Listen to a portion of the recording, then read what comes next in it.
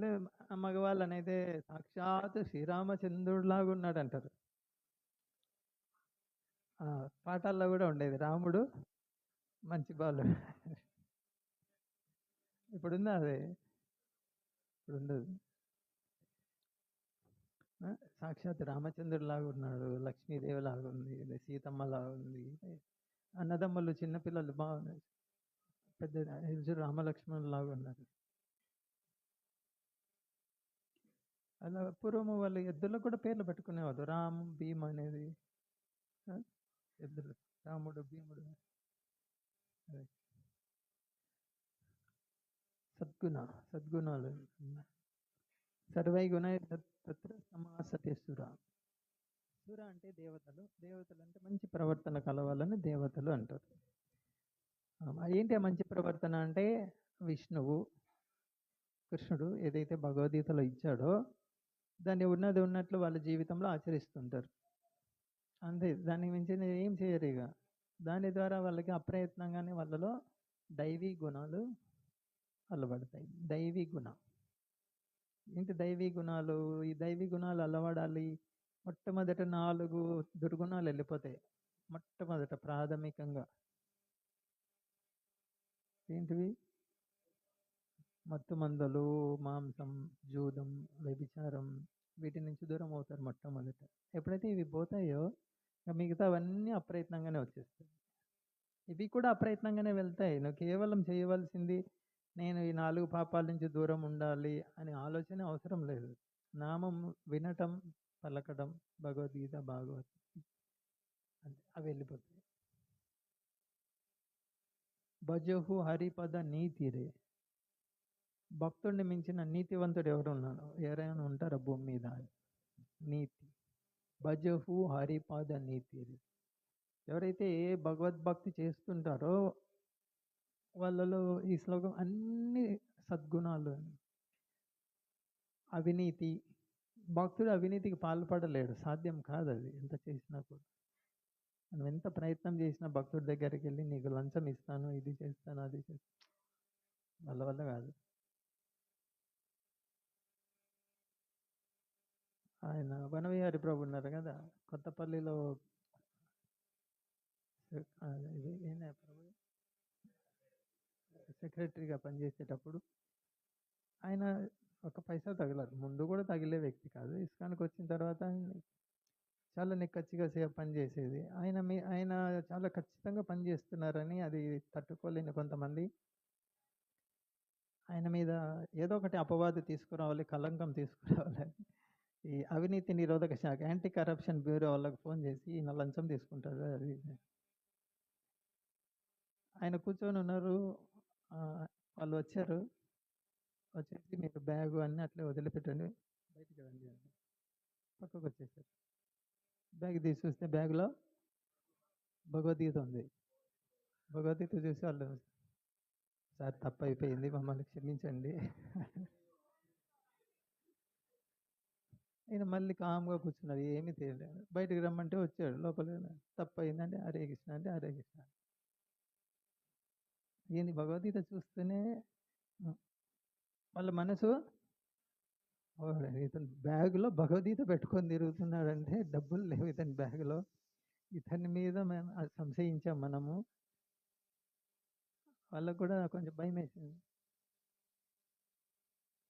అందు గురించి దైవీ గుణాలు ఉన్న వాళ్ళ దగ్గరికి దుర్గుణాలు ఉన్న వాళ్ళు వెళ్ళలేరు. కష్టం, భయపడతారు. చాలామంది ఇస్కాన్ ఇస్కాన్ వద్దు వద్దు వద్దు అంటారు. ఎందుకంటే అవి ఉన్నాయి కాబట్టి. అయితే మనమే వెళ్ళాలి వాళ్ళ దగ్గరికి. వాళ్ళ భయం తీసేయాలి. మన భయం ఎవరో తీసేశారు ఒకప్పుడు మన దగ్గరకు వచ్చి. సో మనం వాళ్ళ దగ్గరికి వెళ్ళాలి. సో దైవీ గుణం 16వ అధ్యాయం భగవద్గీతలో దైవీ గుణం. అసుర లక్షణాలు, దైవీ లక్షణాలు. హరవ భక్తస్య కుతో మహద్గుణ. హరవు హరిభక్తులు కాని వాళ్ళకి మంచి గుణాలు ఎక్కడి నుంచి వస్తాయి? సాధ్యం కాదు అని. అంటే ఎవరైతే భగవద్భక్తి చెయ్యరో వాళ్ళ జీవితం మొత్తం అవినీతితో నిండి ఉంటుంది. భక్తి చేసేవాళ్ళు హరో అభక్తస్య అభక్త ఎవరైతే హరిని ఆశ్రయించలేదో ఈ భక్తి మార్గంలోకి రాలేదో భక్తి మార్గం అంటేనే సర్వ సద్గుణాలకు నిలయమైనటువంటి మార్గం. ఈ సర్వ సద్గుణాలకు నిలయమైన ఈ మార్గంలోకి రాలేదు, ఇంకేమున్నాయి వాళ్ళ దగ్గర? అన్ని దుర్గుణాలే ఉంటాయి. ఎందుకున్నాయి? మనోరథే నాసతే ధావతో బహి. వాళ్ళు మనసు చెప్పినట్లు వింటూ ఉంటారు. మనస్సు ఎన్ని రకాల ఆలోచనలు ఇస్తుంది, ఎలా ఆడిస్తుంది, ఎలా మాట్లాడిస్తుంది, ఎలాంటి కార్యాలు చేపిస్తుంది, అలానే చేస్తారు. ఒకసారి సెంట్రల్ జైల్లో వెళ్ళాం.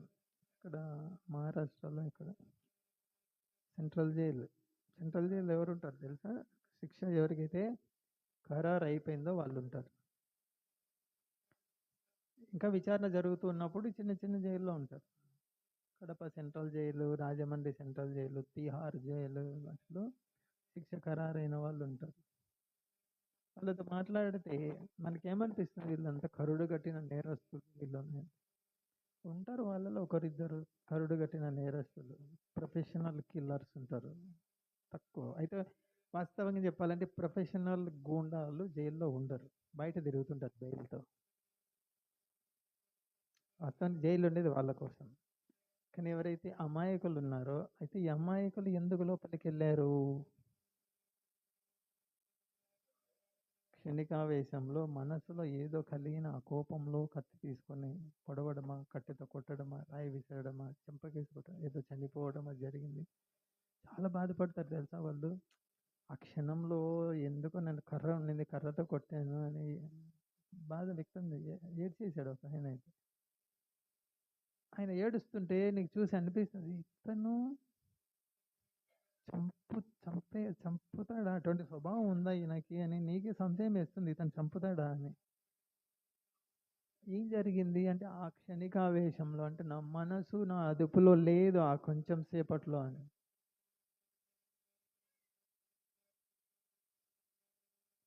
అదే భక్తి చేస్తూ ఉంటే ఈ శ్లోకం ప్రకారం అతని మనసు అలా ఏడిపించదు అతన్ని. ఎందుకు ఇప్పుడు సిగరెట్ ప్యాకెట్ మీద ఏం రాసి ఉంటుంది? సిగరెట్. తర్వాత తంబాకు ప్యాకెట్ మీద అది వేస్తారు, క్యాన్సర్ వచ్చినట్లు అది కదా, నోరంతా పొక్కిపోయినట్లు.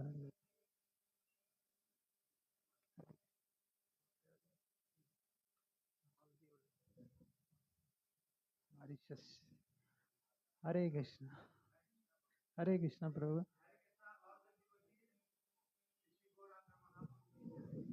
భక్తులు మారిషస్ నుంచి హరే హరే రా హరే హరే.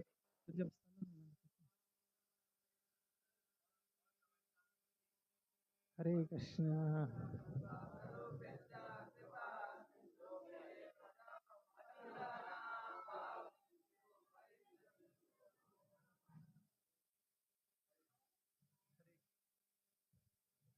హరే కృష్ణ ప్రభు.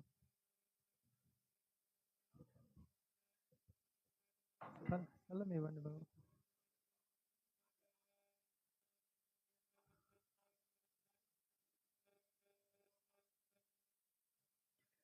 We are very happy to receive you. You are going to Ahobilam?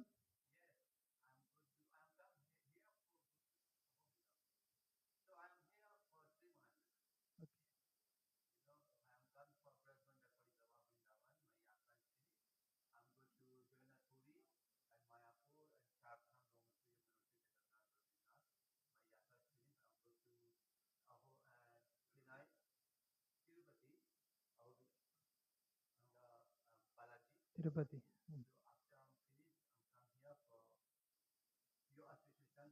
To give your association. Hare.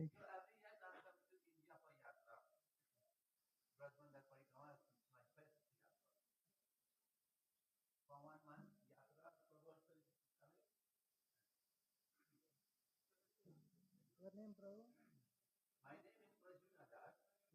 Prabhu ki jai. Hare Krishna. Srila Giriraj महाराज की जय।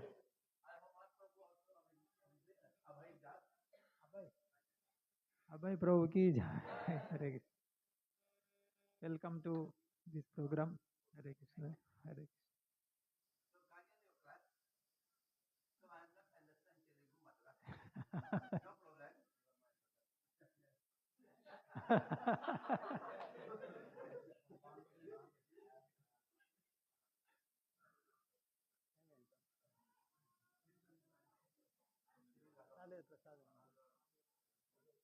ఓకే హరే కృష్ణ. వీళ్ళు ఈ ప్రభు బృందావనంలో పరిక్రమ చేసి వచ్చారు. బృందావనం పరిక్రమ, తర్వాత తిరుపతి, భారతదేశంలో ఎన్ని, భారతదేశం ఎంత విలువైన చూడండి, అడుగడుగునా కూడా పుణ్యక్షేత్రాలు. హరే కృష్ణ.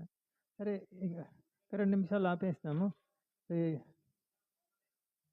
ఈ శ్లోకంలో భక్తి భక్తి యొక్క విలువ ఏంటి, భక్తి ఎందుకు చేయాలి, భక్తి చేయడం వల్ల ఫలితం ఏంటి, భక్తి అనేది ఒక ఇది ఇష్టం ఉంటే చేయొచ్చు, ఇష్టం లేకుంటే